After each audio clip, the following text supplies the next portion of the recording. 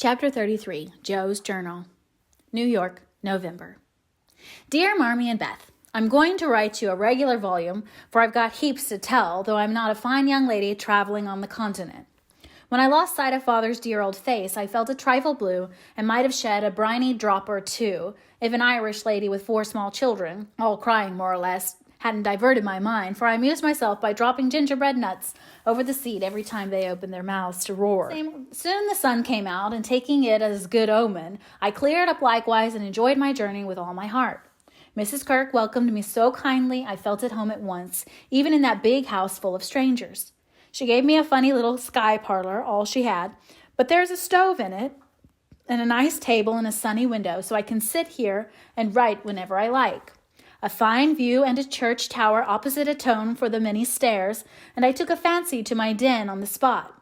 The nursery where I am to teach and sew is a pleasant room next Mrs. Kirk's private parlor, and the 2 little girls are pretty children, rather spoiled, I fancy, but they took to me after telling them the 7 bad pigs, and I've no doubt I shall make a model governess.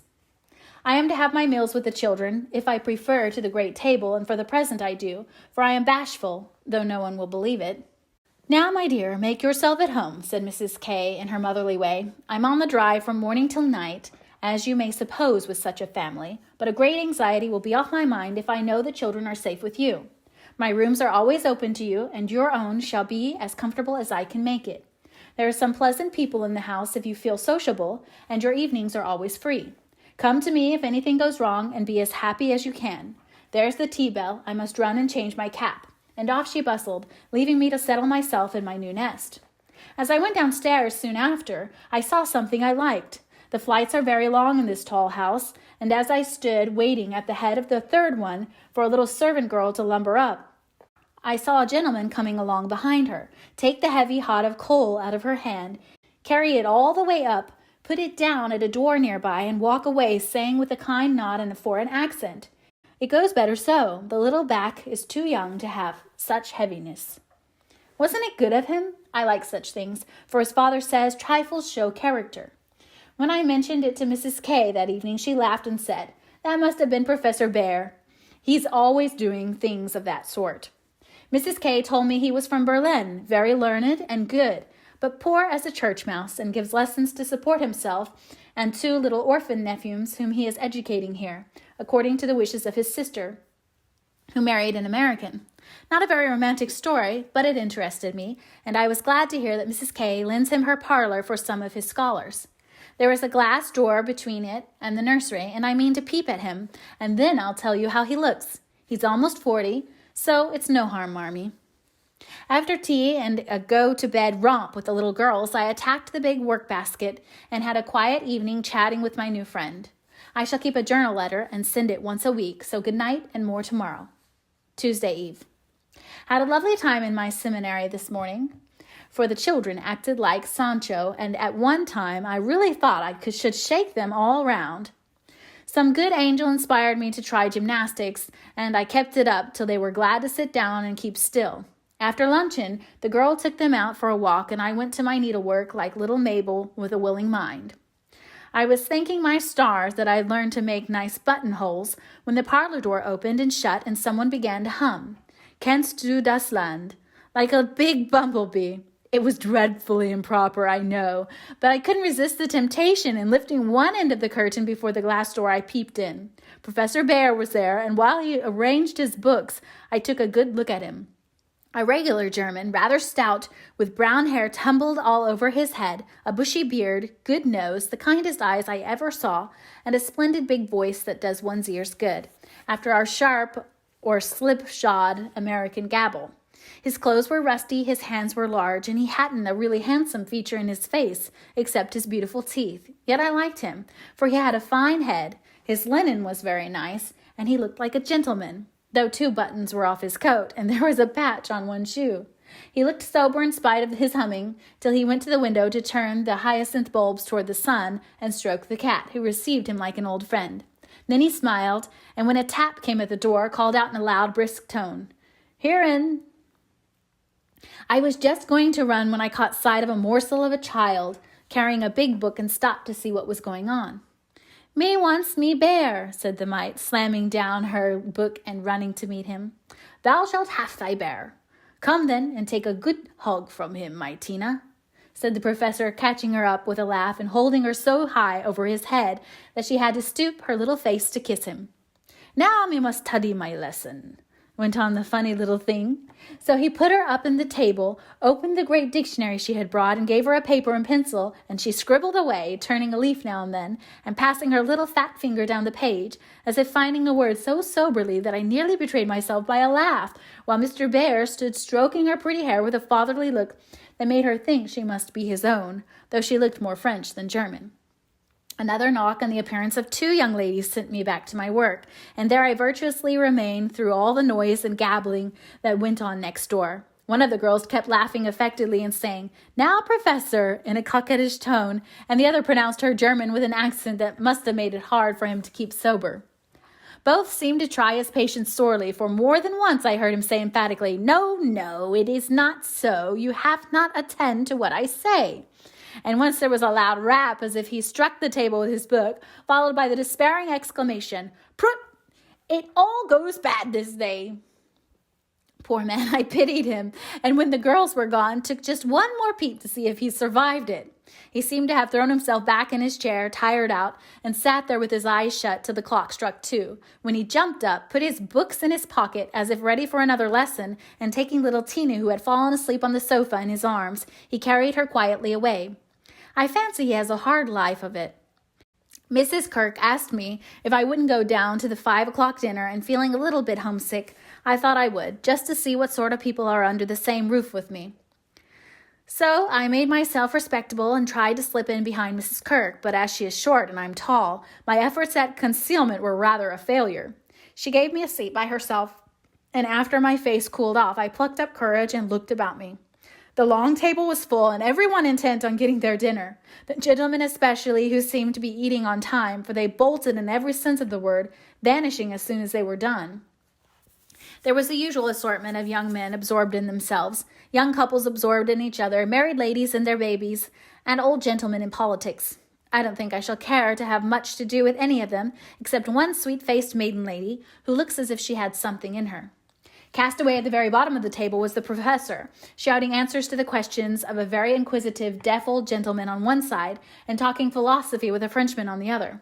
If Amy had been here, she'd have turned her back on him forever, because, sad to relate, he had a great appetite and shovelled in his dinner in a manner which would have horrified her ladyship. I didn't mind, for I like to see folks eat with a relish, as Hannah says, and the poor man must have needed a deal of food after teaching idiots all day. As I went upstairs after dinner, 2 of the young men were settling their hats before the hall mirror, and I heard one say low to the other, "Who's the new party?" "Governess or something of that sort." "What the deuce is she at our table for?" "Friend of the old lady's." "Handsome head, but no style." "Not a bit of it." "Give us a light and come on." I felt angry at first, and then I didn't care, for a governess is as good as a clerk, and I've got sense if I haven't style, which is more than some people have, judging from the remarks of the elegant beings who clattered away, smoking like bad chimneys. I hate ordinary people. Thursday. Yesterday was a quiet day, spent in teaching, sewing, and writing in my little room, which is very cozy, with a light and fire. I picked up a few bits of news and was introduced to the professor. It seems that Tina is the child of the Frenchwoman who does the fine ironing in the laundry here. The little thing has lost her heart to Mr. Bear and follows him about the house like a dog whenever he is at home, which delights him, as he is very fond of children, though a bachelor. Kitty and Minnie Kirk likewise regard him with affection and tell all sorts of stories about the plays he invents, the presents he brings, and the splendid tales he tells. The younger men quiz him, it seems, call him Old Fritz, Lager Beer, Ursa Major, and make all manner of jokes on his name. But he enjoys it like a boy, Mrs. Kirk says, and takes it so good-naturedly that they all like him in spite of his foreign ways. The maiden lady is a Miss Norton, rich, cultivated, and kind. She spoke to me at dinner today, for I went to table again, it's such fun to watch people, and asked me to come and see her at her room. She has fine books and pictures, knows interesting persons, and seems friendly, so I shall make myself agreeable, for I do want to get into good society, only it isn't the same sort that Amy likes. I was in our parlor last evening when Mr. Bear came in with some newspapers for Mrs. Kirk. She wasn't there, but Minnie, who is a little old woman, introduced me very prettily. This is Mamma's friend, Miss March. Yes, and she's jolly, and we like her lots, added Kitty, who is an infant terrible. We both bowed, and then we laughed, for the prim introduction and the blunt addition were rather a comical contrast. Ah, yes, I hear these naughty ones go to vex you, Miss March. If so, again, call me and I come, he said with a threatening frown that delighted the little wretches. I promised I would, and he departed, but it seems as if I was doomed to see a good deal of him, for today I passed his door on my way out. By accident I knocked against it with my umbrella. It flew open, and there he stood in his dressing gown, with a blue sock on one hand and a darning needle on the other. He didn't seem at all ashamed of it, for when I explained and hurried on, he waved his hand, sock and all, saying in his loud, cheerful way, "You have a fine day to make your walk. Bon voyage, mademoiselle." I laughed all the way downstairs, but it was a little pathetic also to think of the poor man having to mend his own clothes. The German gentlemen embroider, I know, but darning hose is another thing and not so pretty. Saturday.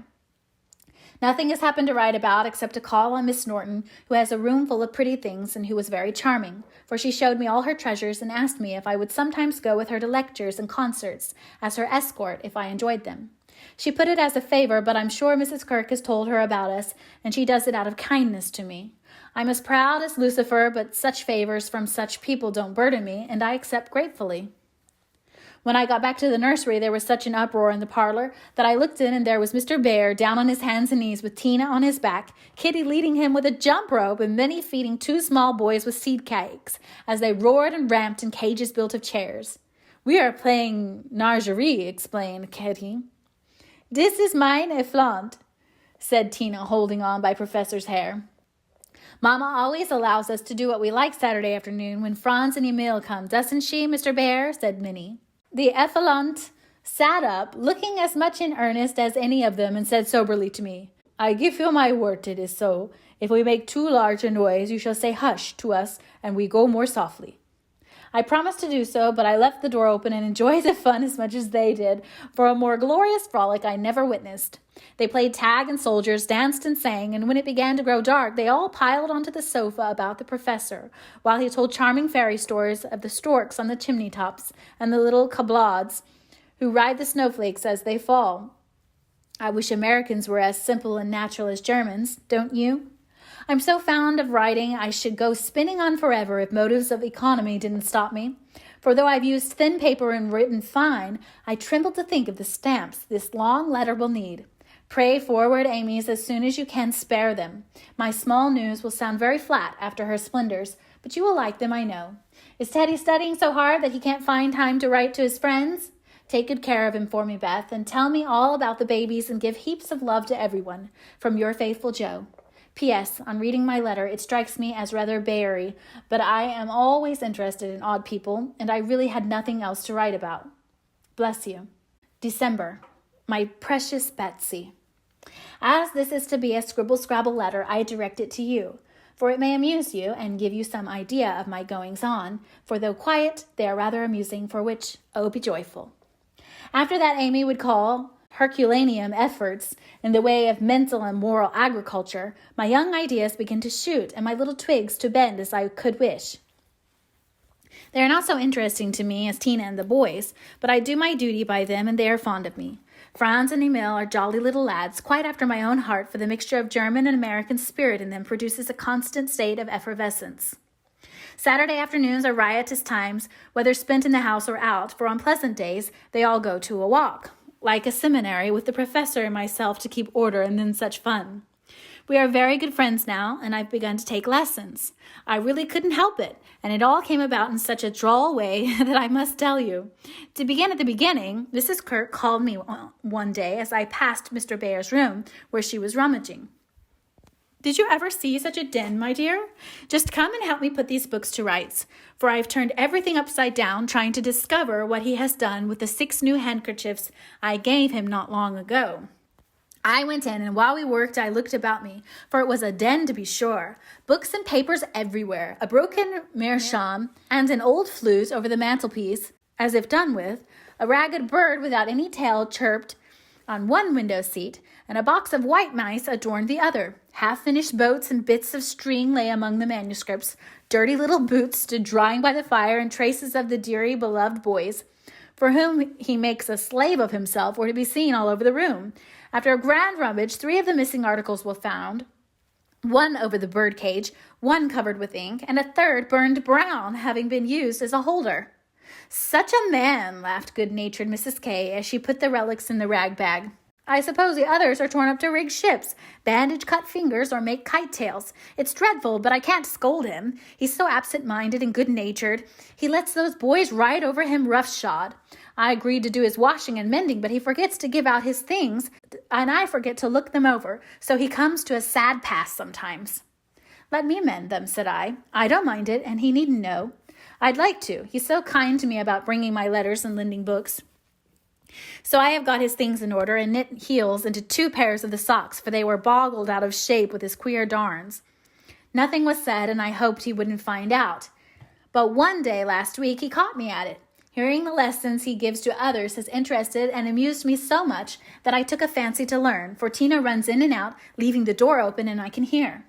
I had been sitting near this door, finishing off the last sock and trying to understand what he said to a new scholar who was as stupid as I am. The girl had gone, and I thought he had also.